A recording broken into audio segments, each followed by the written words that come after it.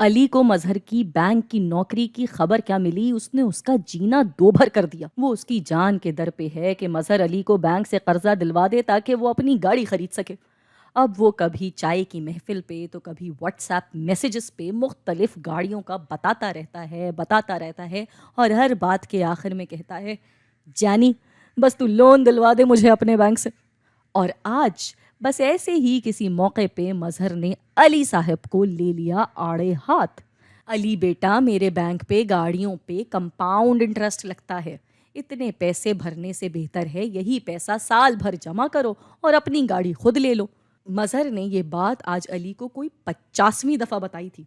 جانی تو سود کی ٹینشن نہ لینا، تو بس لون دلوا۔ علی، تجھے پتا بھی ہے کمپاؤنڈ انٹرسٹ ہوتا کیا ہے؟ شبیر کا آج اس محفل میں آنا علی کو خاص محظوظ نہیں کر رہا تھا۔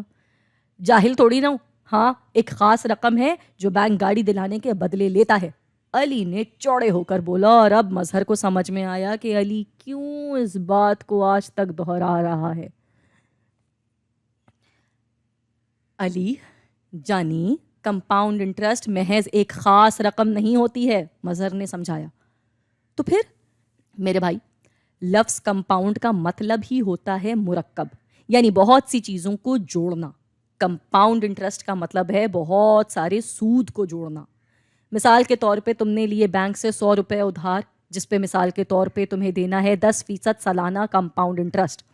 اب پہلے سال تو تم پہ ادھار چڑھا 110 روپے کا، 100 وہ جو بینک نے دیے اور 10 سود۔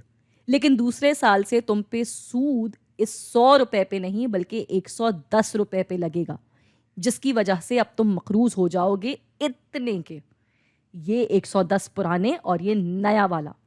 اس طرح سے ہر سال تمہارا سود اس 100 روپے پہ لگنے کے بجائے پچھلے سال کی سود سمیت والی رقم پہ لگے گا، جس کی وجہ سے یہ سارا سود مل کر تمہیں اصل ادھار سے کہیں زیادہ مہنگا پڑ جائے گا۔ اس لیے میرے بھائی، میرا مشورہ ہے کہ صبر کرو اور گاڑی کے پیسے خود ہی جمع کر کے خود ہی گاڑی لے لو۔